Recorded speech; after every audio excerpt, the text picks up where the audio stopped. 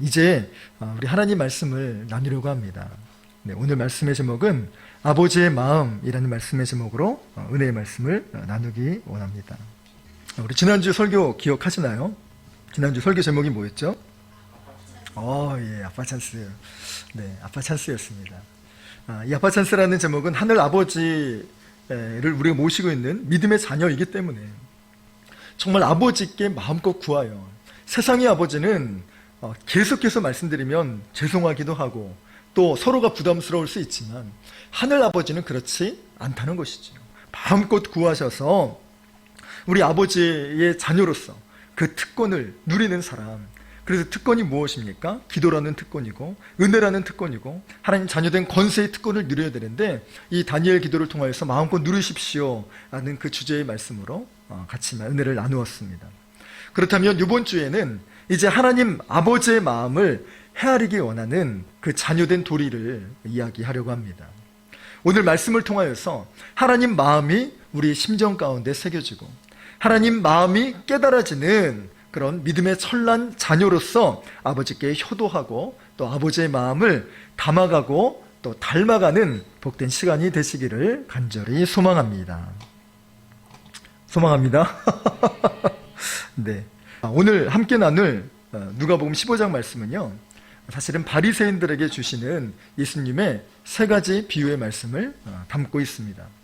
그중 첫 번째 비유는 우리가 너무나 잘 아는 것처럼 100마리 양이 있었는데 그 양 중에 하나를 잃어버렸어요. 이를 찾아다니시는 그 목자의 심정에 대하여 그 비유로 말씀을 하셨고, 두 번째로는 10드라크마를 가진 여인, 그 중에서 한 드라크마를 잃은 여인이 다시 그것을 찾게 되는 그 에피소드를 담는 것이 바로 오늘 메시지입니다. 그리고 세 번째 비유가 바로 오늘 읽은 이 본문, 잃어버린 아들을 찾는 아들의 비유이죠. 세 비유의 공통점은 잃어버렸다가 다시 찾는 기쁨을 전하고 있습니다.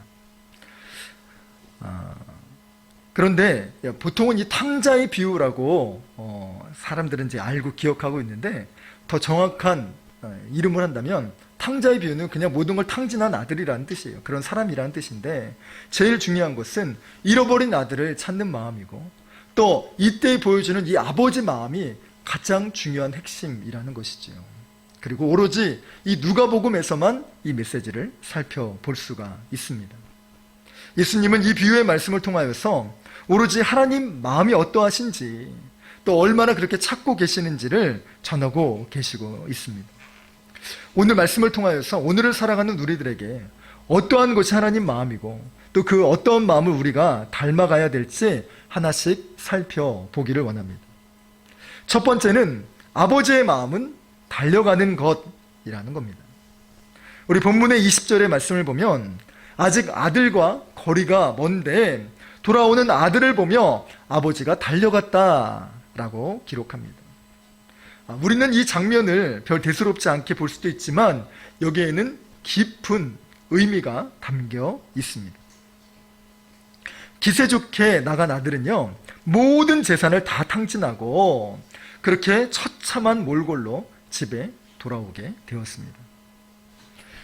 그때 집 앞에서 서성이고 있었던 이 아버지는요, 아들과 떨어진 그 거리가 상당했습니다. 여러분, 아들을 바라보게 될 때 아들이 먼저, 젊은 아들이 먼저 발견하겠습니까? 아버지가 먼저 발견하겠습니까? 아들이 먼저 발견하기 쉽다는 것이죠. 근데 아버지가 먼저 달려오셨다는 것입니다. 나이든 아버지는요, 눈이 좋지 않기 때문에 저기 걸어오는 사람이 아들이라 확신하기는 어려웠을 겁니다. 또한 아들의 행색은 어떻습니까? 매우 남루했습니다. 집을 떠날 때는 이 갑부집 도령님으로 그렇게 잔뜩 꾸미며 당시의 명품이라 불리우는 모든 것들을 치렁치렁, 그리고 지금 소년갑부 아닙니까? 아버지의 재산을 물려받고 이제 자신도 CEO가 됐고 그런 부자가 되어서 나가는 그 행색이 얼마나 당당했겠습니까? 그런데 지금 돌아오는 이 아들의 모습은 비참하게 이를 데 없는데, 성경을 보니까 돼지와 함께 뒹굴렀다라고 되어져 있고 그 기근에 어려워서 돼지가 먹는 지엄 열매를 먹고 살 정도로 앙상한 형태로 그렇게 아버지 앞에 서고 있었다는 것입니다. 거지와 다를 바 없는 이 아들이었음에도 불구하고 이 아버지는 아들인 줄 알고 달려왔다라는 사실을 우리는 주목해 보아야 합니다. 여러분, 한자에 친할 친자라는 한자를 여러분 아시나요? 간략하게 설명을 드리면 설립자에 나무 목자, 그 다음에 그게 좌변에 있고 우변에는 볼 견자가 죄송합니다, 안젤라. 네, 한자가 조금 근데 이런 한자가 있어요. 네, 중국에서 전해져 온 이제 우리나라 말이 되었는데 그게 바로 친할 친자, 가까이 할 친자라는 한자예요.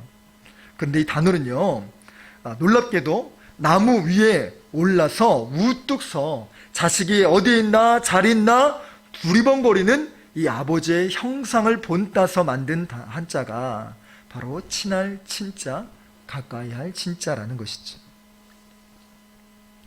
여러분, 아들이 잘 있나 잘 노나 살피는 이 아버지의 마음이 얼마나 간절했으면 이렇게 한자로 만들어서 친할 친자라는 그런 한자를 만들겠습니까?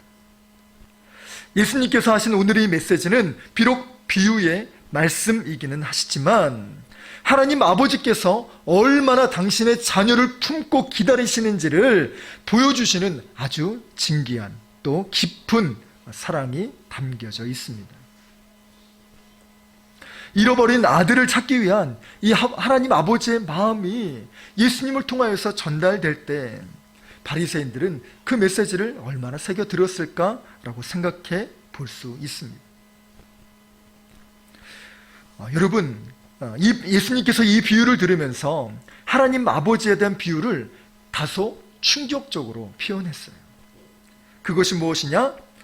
아들임을 알아본 이 아버지가 한 걸음에 달려갔다라고 하는 이 대목이에요.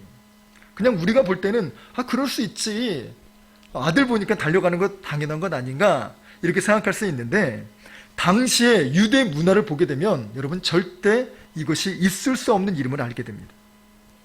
당시 문화는요, 우리나라 유대 사회의 그 문화처럼 그런 아주 그 채통을 지키는 문화가 아주 강했다고 해요. 그래서 아버지가 좀 그 경고망동하게 뛰어가는 그 모습은요, 있을 수 없고요. 더군다나 나이가 든 사람이 뛰었다, 이것은 다른 사람들에게 지탄받기 딱 좋은, 그래서 그 당시에 금기시된 행동이 바로 그러한 행동이라는 것이죠. 우리나라도 그런 부분들이 있는데 혹시 파키스탄, 우리 글로벌하게 좀 알아볼까요? 파키스탄에서는 이렇게 어르신들이 막 뛰고 막 채통을 지켜라 막 이렇게 그런 문화가 있나요? 그런 건 없어요. 파키스탄 좋은 나라군요.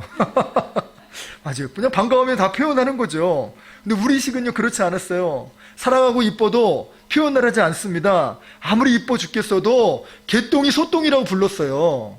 왜냐하면 너무 소중하게 여기면 그것을 뺏어간다는 그런 그 낭설이 있었기 때문에 그렇게 막 불렀어요. 막둥아, 연년아 막 이렇게 부르면서 그렇게 했던 이유가 바로 그런 부분들이 있다는 것이죠.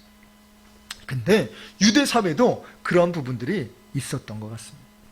여러분, 달려갔다, 이것은 그때 당시의 모습으로는 매우 안 되는 것이고 사회적 분위기가 천천히 하고 채통을 지키는 분위기가 종용받았던 그 시대였다는 겁니다. 그럼에도 이 아버지는요, 정말 우리가 지켜야 될 위신과 채통, 사람의 시선은 아랑곳하지 않고 아들에게 달려갔다는 것이죠.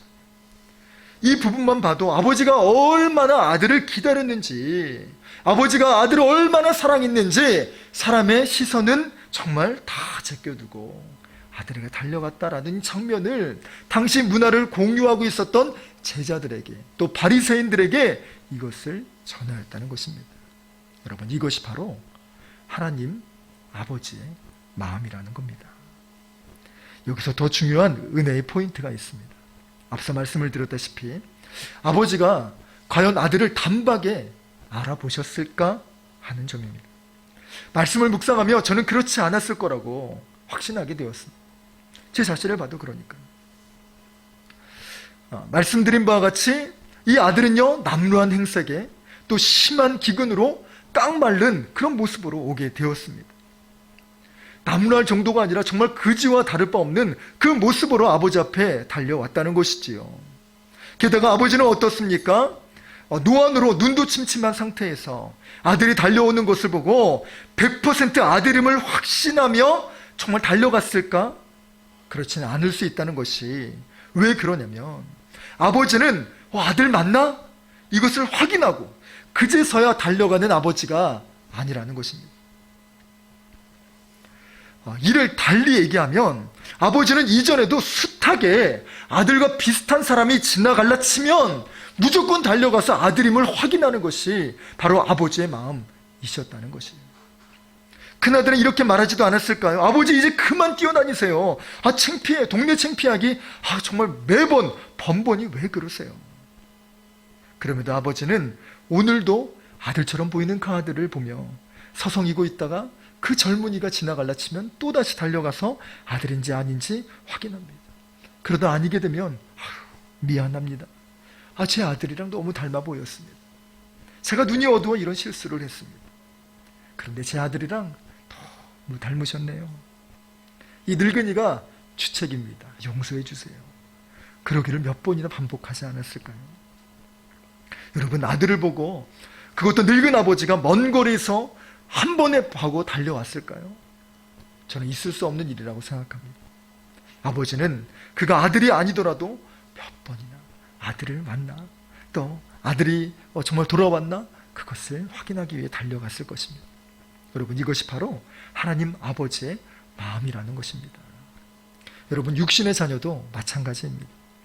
자녀에게 우리가 말씀으로 양육한다고 하면서도 하루에 몇 번이나 상처받고 또 하루에 몇 번이고 정말 그 아들이 또 자녀들이 또 우리 마음을 멀리할 때가 있지 않습니까? 생명 구원을 위한 복음을 전하는 우리의 모습도 이와 마찬가지라는 것입니다. 복음을 전하기 위하여 그리고 그 사람에게 예수를 알게 하기 위하여 우리가 따스하게 말을 하고 또 때로는 선물을, 때로는 식사를, 때로는 여러 가지 일들로 그 사람에게 잘해주긴 하지만 번번이 우리 마음을 멀리하고 태짜 놓기 일수 아닙니까? 우리의 성의를 무시하고 또 우리를 외면할 때가 얼마나 많이 있습니까? 그러나 우리 하나님 아버지가 채통을 버리고 또 다른 사람 시선을 의식하지 않고 우리에게 달려와 주듯이 우리 또한 우리에게 붙여주신 또 우리에게 복음을 전하라고 말씀하시는 그 지인들에게 주님의 사랑을 전하고 그 복음을 전하기 위하여 달려가야 될 줄로 믿습니다. 거절을 당할 수도 있죠. 외면을 당할 수도 있죠.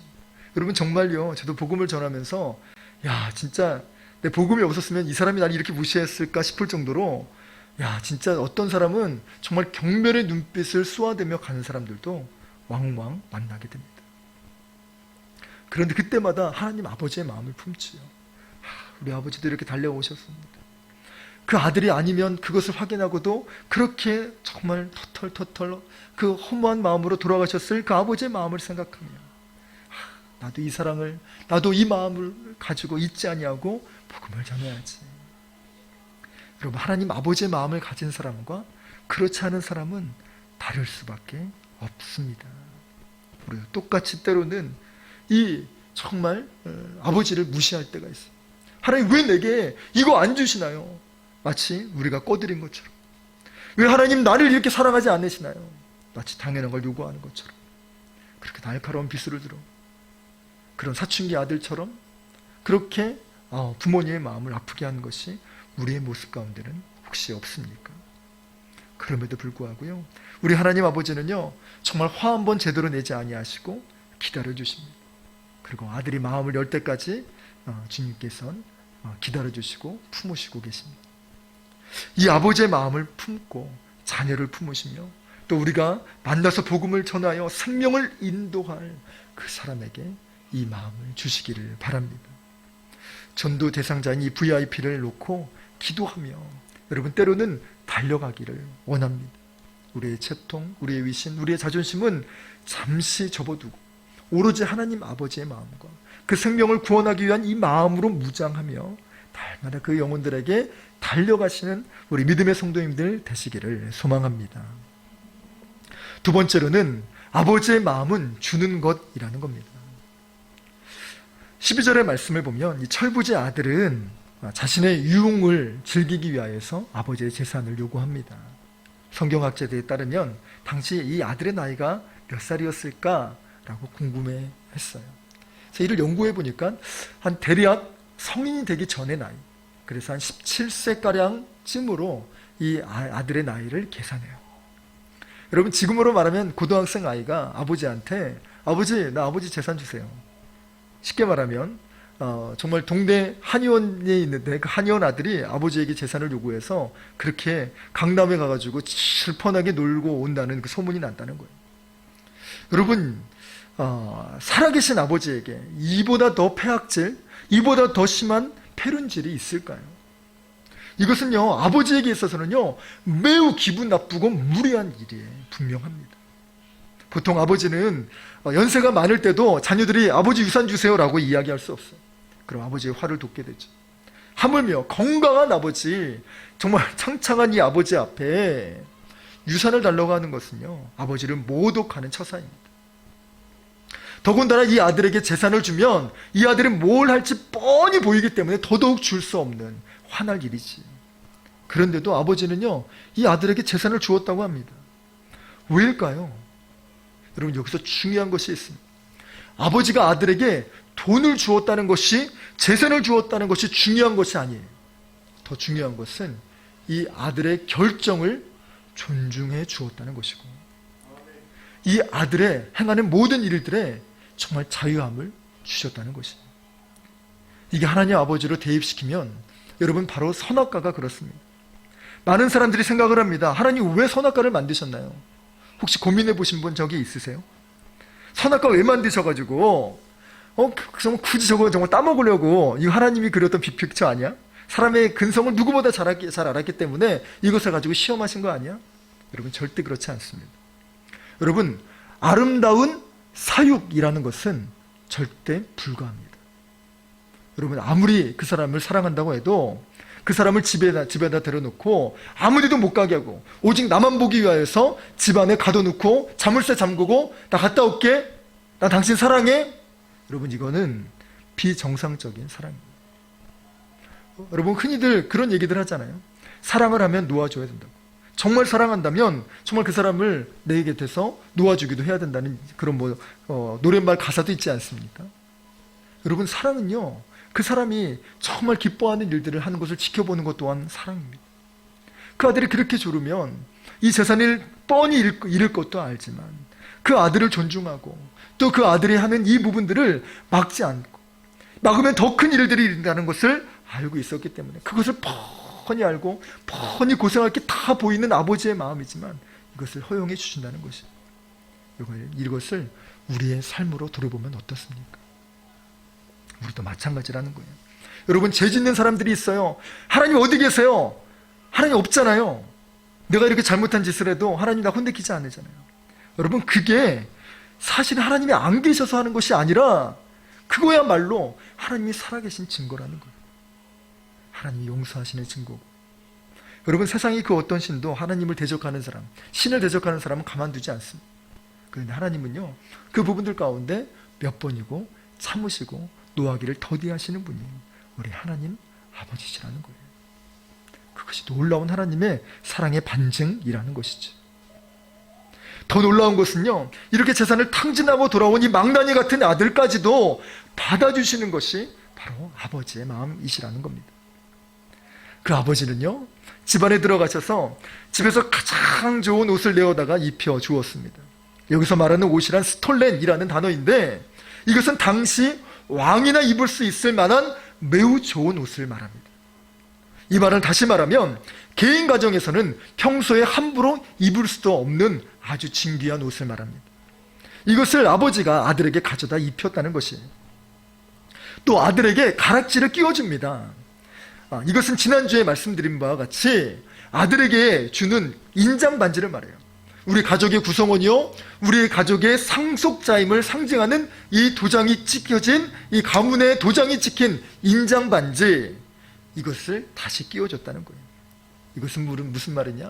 아들은 이제 나에게 종으로 하나로 취급해 주세요 라고 말한 이 아들과는 전혀 달리 너는 내 아들이다 라고 다시금 만인들 앞에 선포하는, 내가 이 아들을 용서했고 너희들 이 아들을 그 어떤 일이 있다 할지라도 당신들이 욕하고 함부로 하지 마십시오 라고 하는 표현으로 가락지를 끼워주고 용서하는 장면을 상징합니다. 그리고 이 아들에게 아버지는요, 살찐 송아지를 잡아다가 먹입니다. 이것은 아들이 돌아왔기 때문에 기뻐서 잔치했다라는 의미도 되지만 이 아버지가 보기에 정말 먹지 못하고 고생해서 깡마른 이 아들에게 베푸고 싶은 아버지로서 대접하는 최상의 요리, 최상의 사랑을 전하여서 표현하는 것이 이 살찐 송아지라고 해요. 저는 요리는 잘 알지 못하지만 그 가장 맛있는 고기 부위 중에 하나가 송아지라면서요. 1년이 안 된 송아지가 가장 맛있대요. 아버지가 말하는 것은 이렇게 가장 최고로 베풀고 싶은 음식을 잡아서 전하는 겁니다. 이것이 바로 아버지의 마음입니다. 그런데 여러분, 부자라고 해서요, 다 이렇게 베풀고 또 풍성하게 하는 것이 아닙니다. 그래서 부잣집이라고 해서 상다리가 부러지게 먹는 게 아니래요. 여러분, 29절의 말씀을 보니까 이 아버지가 어떤 아버지냐? 큰 아들에게는 평소에 송아지는커녕 염소새끼 한 마리도 잡아주지 않았다는 것입니다. 정주영이라는 사람도 그렇게 아꼈대요. 그래서 그 부인이 나중에 그 남편을 그렇게 여의고 나서 고백하기를, 우리 남편은 그렇게 정말 집안에서 정말 그 절약하고 아끼고 불 한 번 제대로 못 켜게 하고 보일러 한 번 제대로 못 틀게 했던 남편이다 라는 것을 육성으로 또 인터뷰하는 장면을 듣게 되었습니다. 그럼 부자라고 해서 다 이렇게 하지 않아요. 아끼고 아낍니다.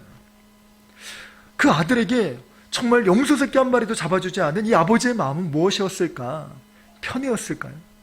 그렇지 않습니다. 둘째 아들에게 모든 것을 다 퍼준 것도 아버지의 마음이고, 아끼고 아껴서 이 큰아들에게 이 재산을 다 물려주려고 하는 것 또한 아버지의 마음이라는 것입니다. 아버지의 마음은 아껴도 아들을 위한 마음이요, 베풀어도 아들을 위한 마음이라는 것을 우리가 알게 되면 하나님 아버지의 마음을 더 제대로 알 수 있다는 것이지요. 믿음의 성도님들도 이와 같이 하나님 아버지의 마음을 닮아가기를 소망합니다. 자녀를 사랑한다고 해서 무조건 잘 먹이고 또 잘 베풀고 하라는 대로 다 그냥 해주는 것이 사랑이 아니라는 것이지요. 자녀를 아낄수록 아끼는 방법을 가르쳐줘야 되고요, 또 베풀 수 있도록 아이에게 지원하고 또 다른 사람들에게 사랑을 나눠줄 수 있는 것 또한 가르쳐주는 것 또한 아버지, 부모님의 마음이라는 것입니다. 여러분, 생명구원도 마찬가지예요. 때로는 우리는 잘 못 먹고 잘 못 입고 또 사고 싶은 거 못 산다 하더라도 때로는 영혼을 위하여서 베풀고 또 나눠주는 것이 믿음의 사람의 모습이어야 한다는 것입니다. 여러분, 저는 대학생 때 노방전도를 하면서 관계전도며 또 지인전도며 친구전도며 생명구원을 위하여 참 많이 정말 열심히 있게 뛰었습니다. 감사합니다. 우리 증인이세요. 정말 죽어가는 영혼이 죽기로 돌아오는 거 보면 그렇게 기쁘고 즐거웠어요. 그런데 제 당시에 한 달 용돈이 얼마였냐면 30만 원이었어요. 그걸로 제가 자취를 하고 있었고 또 하루 세 끼를 먹어야 됐고 교통비를 써야 됐어요.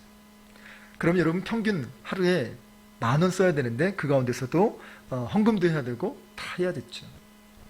30만 원 가지고도 그냥 빠듯한 용돈이었습니다. 그런데도 여러분, 생명 구원하기 위하여, 후배에게 복음을 전하기 위하여 또 만나야 될 사람이 있다면, 또 제가 그때 당시에 선배였기 때문에 후배들이 선배님 누구 친구 만나서 교회 데려오려고 하는데 밥 사주세요. 그러면 그 친구는 그냥 제 사정을 모르잖아요. 그럼에도 불구하고 달려가서 그 친구들과 함께 밥을 사줘요. 그러고 나면 저는요, 정말 돈 한 푼 없이 그렇게, 진짜 우리 최현진 집사님 아실 거예요. 정말 그 자취방에 들어가가지고 그 간장에 밥 비벼가지고 참기름 넣고 그렇게 정말 하루하루 먹었던 것이 얼마나 많이 있는지 몰라요. 근데 그래도 기뻤어요. 너무 즐거웠어요. 그렇게 해서 생명이 정말 죽기로 돌아오고, 정말 이 물질이 나를 위해서 쓰는 것이 아니라 내가 세상에 있었다면 정말 술 먹고 정말 안주빨로 다 날릴 이 돈이었는데 생명을 구원하기 위하여 이 물질을 쓸 수 있다는 것이 얼마나 감사한지 몰랐습니다. 여러분, 제가 청년 사역할 때는 어땠냐면, 제가 당시 사례비를 공개해도 되는 가 모르겠는데 어쨌든 다 나와 있는 거니까 당시에 제가 120만 원 사례비를 받았어요. 그때 아들 둘을 키우고 있었죠. 두 아이 분유를 사고 헌금하고 살림 세관 사고 하면 여러분 120만 원으로는 살아가기 정말 빠듯한 금액이었습니다. 그런데도요, 여러분, 청년들 믿음 세워준다고 청년들과 식사 약속을 해요. 그러나면 그때 당시 이제 그 임원들 밥 사준다고 제가 아웃백이라는 데를 데려가지 않았겠습니까? 지금 기록이 안 나는데 아웃백의 1인분이 얼마인지 솔찬히 비쌌던 걸로 기억해요. 제가 기억하기로는 그렇게 한바탕 그냥 식사하고 돌아왔는데 10만 원가량을 썼던 기억이 나요. 여러분, 아웃백에 가면 여러분 기억하세요? 빵을 하나 줘요. 호밀빵 같은 걸 하나 주거든요. 그거를 받아옵니다. 그러면 그거 가지고 이제 식구들 데려, 우리 청년들이 목사님 이거 애들 갖다 주세요라고 제가 다 가지고 와요. 그래서 이제 아들에게 주면 아이들은 뭣도 모르고 참 좋아해요. 아빠가 빵 사줬다. 그리고 좋아해서 정말 그걸 아웃백이라는 걸 가본 적이 없으니 그거 좋아해서 그거 먹는 거예요. 사랑하는 아내를 그걸 보면서 아웃백 갔다 왔네. 나는 가보지도 못한 아웃백 이러면서 가슴을 후벼 판 정말 속으로는 참 많이 눈물이 났어요. 그렇게 여러분 진짜 아내는 가족은 아웃백을 데려가지 못하여도 산 생명들 살리고 세우기 위하여 그렇게 퍼주고 살았던 기억이 납니다. 여러분 놀라운 사실은 아십니까? 정말 우리가 하나님께 드리면, 우리가 생명을 살리기 위하여 세우기 위하여 주님께 드리면 하나님은요 등가 법칙이 아니에요. 배가의 법칙이요, 또 정말 제곱의 법칙으로 하나님 역사해 주신다는 것입니다. 정말 제가 복음을 전했던 청년은요 지금 저희 교회의 후원자가 되었어요. 그래서 목사님 목회 또 생활비 이 부분들을 정말 간헐적이긴 하지만 지금도 꾸준하게 보내주고 있어요. 그리고 제가 가르쳤던 그 청년들은요 지금 저에게 힘이 돼주고 지금의 개척교회의 멤버가 되었을 뿐만 아니라 정말 저희 가정이 어려웠을 때, 또 저희 자녀들이 클 때마다 정말 저희 아이들 입학할 때마다 모든 학용품과 선물과 책가방을 다 선물해 준 것이 또 저희의 제자들이었어요. 정말 과분할 정도로 사랑을 많이 받았습니다. 여러분 하나님을 위하여 드려보십시오. 생명 구원을 위하여, 정말 내 것만을 위하여, 내 것 사기 위하여서만 돈을 모으지 마시고 정말 생명 살리기 위하여 하나님 아버지의 마음처럼 그 자녀들에게, 정말 그 큰아들은 정말 염소 새끼 한 마리도 잡지 못한 그 아버지가 아들이 들어왔다는 그 기쁨으로 모든 걸 내어주고 입히고 그 마음을 닮아 그렇지, 하나님 그 영혼 구원해 주세요, 하나님 그 생명 살려주세요, 이 마음으로 전하시다 보면 정말 믿음의 역사가 일어나게 될 줄로 믿습니다. 마지막으로 하나님 아버지의 마음은 아버지의 것을 다 누리라는 것입니다. 잃어버린 아들이 이렇게 회복되는 동안 마음이 매우 불편한 사람이 있었습니다. 그것은 바로 큰아들이었지요. 어느 날 밭농사를 짓고 돌아오는데 집에서 풍악소리와 춤추는 소리가 들립니다. 이게 무슨 일이냐, 머슴 하나를 불러 세워 이야기하지요. 아들이 머슴이 대답합니다. 글쎄 당신의 동생이 돌아왔습니다. 그래서 아버지가 정말 소도 잡고요, 송아지도 잡고요, 옷도 입히고요, 반지도 끼워주고요. 그래서 지금 저 잔치가 정말 주인님 가정에 이루어지고 있는 것입니다. 이 말을 들은 형은요 기뻐하기는커녕 되려 화를 냅니다. 왜 그랬을까요? 이 아들은 동생을 위해 송아지를 잡았다고? 우리 아버지가? 나는 염소 새끼 한 마리도 잡아주지 않았는데? 이거에 분개했다는 거예요. 자신은 숱해 새 빠지게 열심히 일했지만 정말 아무것도 없는 이 삶, 매일같이 정말 종과 다를 바 없이 일을 하고 양을 치고 집안일을 다 도맡아 해야 되는 자신의 모습이 그 오버랩되며 비춰진다는 것이지요. 아버지는 왜 나한테 이런 것도 해주지도 않으면서 집 나가 돌아오고 아버지 마음에 대모습 받고 돌아간, 그래서 재산까지 다 탕진하고 돌아온 저 아들에게는 왜 사랑을 베풀고 왜 저렇게 용서해 주시냐, 이 마음에 화가 부릴 듯 일어나게 된 것입니다. 그러면서 생각하지 않았을까요? 역시 사람은 정말 고분고분하면 안 돼. 정말 동생처럼 아버지에게 정말 덤비기도 하고 나 못해요 라고 강짜도 놓고 정말 그렇게 했으면 내가 정말 그렇게 살지 않았을까? 그럼 속이라도 시원하지 않았을까? 아버지 나 이렇게 대우하지 않았을 텐데 억울하기도 한 마음이 들 수도 있어요. 여러분, 세상은 그렇게 가르쳐요.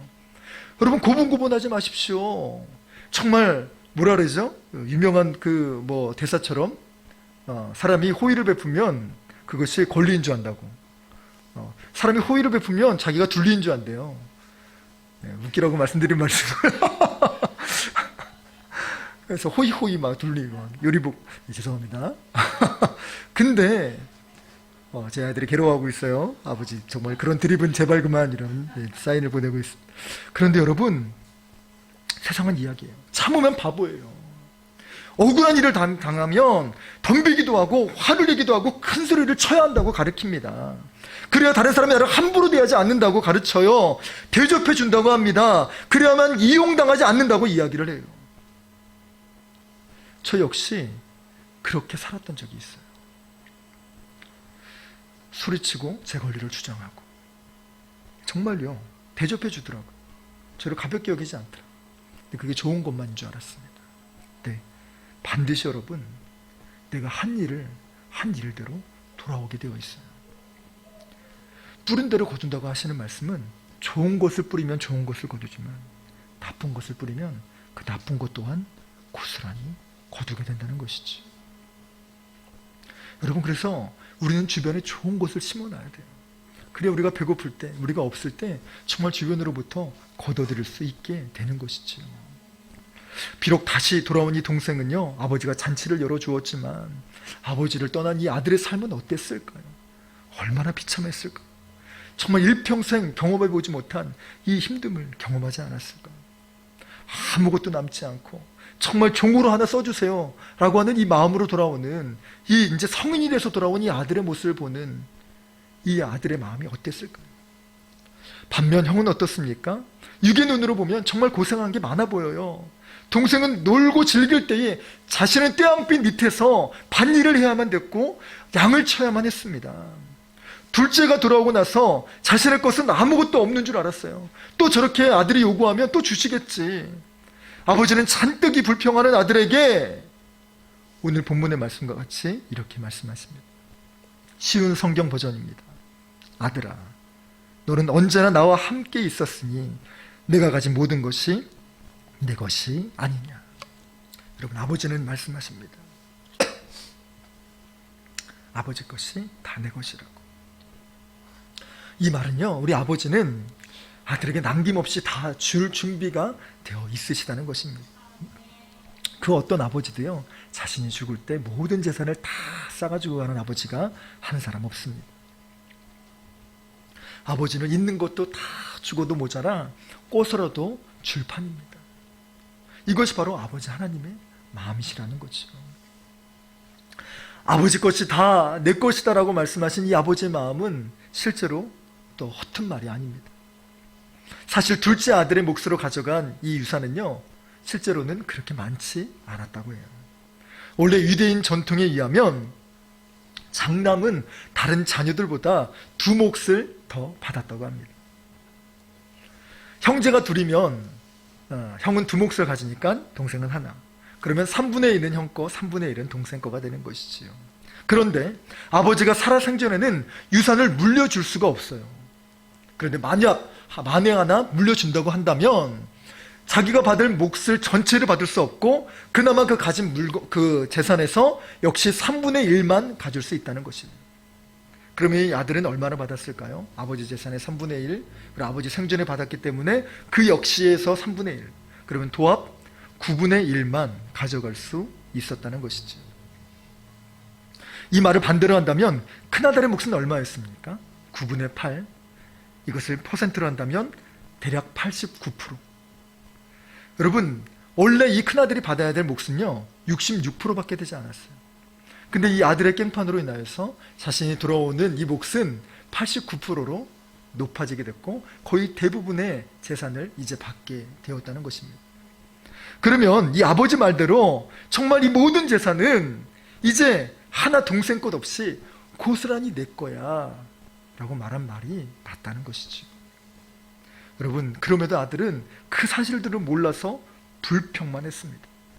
마치 아버지를 위해서만 일한 것 같고 아버지가 시켰기 때문에 힘들게 자신만 이렇게 고생했다고 생각하고 있습니다.